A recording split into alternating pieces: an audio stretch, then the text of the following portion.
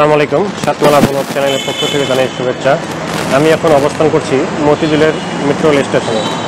আমি আজ মেট্রো রেলের ভ্রমণ দৃশ্য আপনাদের দেখাবো। চলুন ঘুরে দেখা যাক।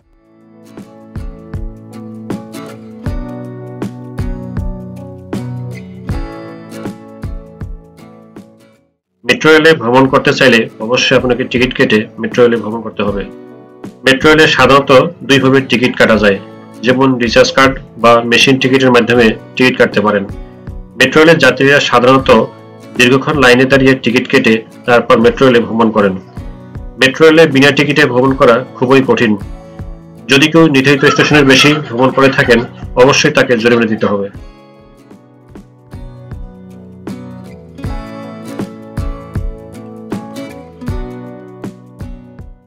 ট্রেনটির গন্তব্যস্থল উত্তরা উত্তর। পরের স্টেশন বাংলাদেশ সচিবালয়।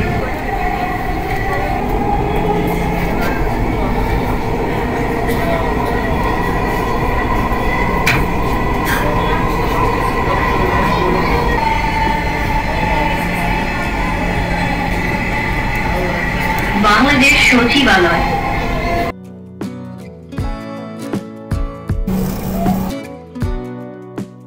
পরের স্টেশন ঢাকা বিশ্ববিদ্যালয়।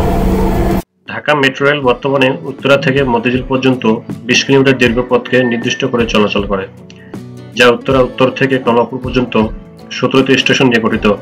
প্রথম পর্যায়ে নির্মাণের পর নির্ধারিত এই রুটে প্রথম 2022 সালের 29শে ডিসেম্বরে চালু করা হয় এবং এর মাধ্যমে উত্তরা থেকে মতিঝিল পর্যন্ত যাতায়াতের সুযোগ তৈরি হয়েছে। Dhaka mass transit company limited DMTCL এই মেট্রো রেল ব্যবস্থাপনা পরিচালনা করেন।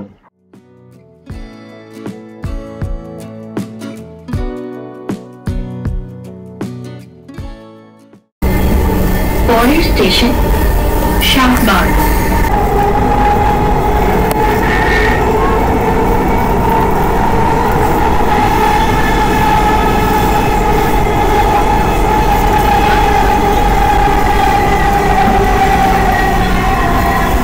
শাহবাগ। দরজাগুলো বাম দিক থেকে খুলবে। দয়া করে নিরাপদ দূরত্ব বজায় রাখুন। মেট্রো রেলের নিয়ন্ত্রক সংস্থা Dhaka mass transit company limited. JICA ও DMTCL 2030 সাল নাগাদ 128 কিলোমিটার দৈর্ঘ্যের মোট 6টি মেট্রো লাইন নির্মাণের পরিকল্পনা করেছে। এই নেটওয়ার্কে 51টি উড়াল স্টেশন ও 53টি ভূগর্ভস্থ স্টেশন থাকবে।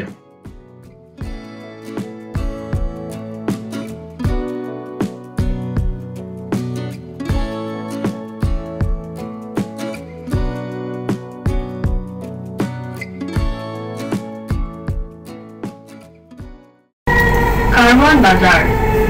দরজাগুলো বাম দিক থেকে খুলবে। দয়া করে নিরাপদ দূরত্ব বজায় রাখুন।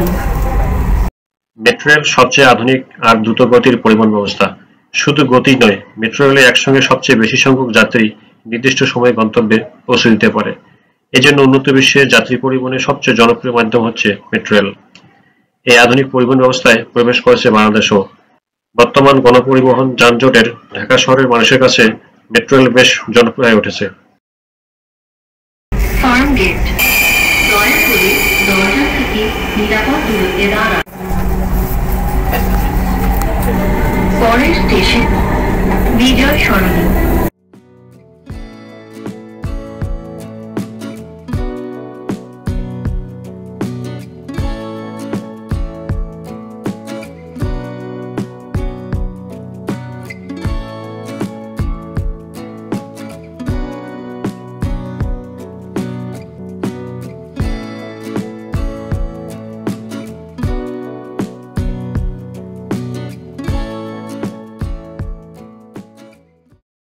বন্ধুরা, মেট্রো রেল ভ্রমণ ব্লগটা এখানে শেষ করছি।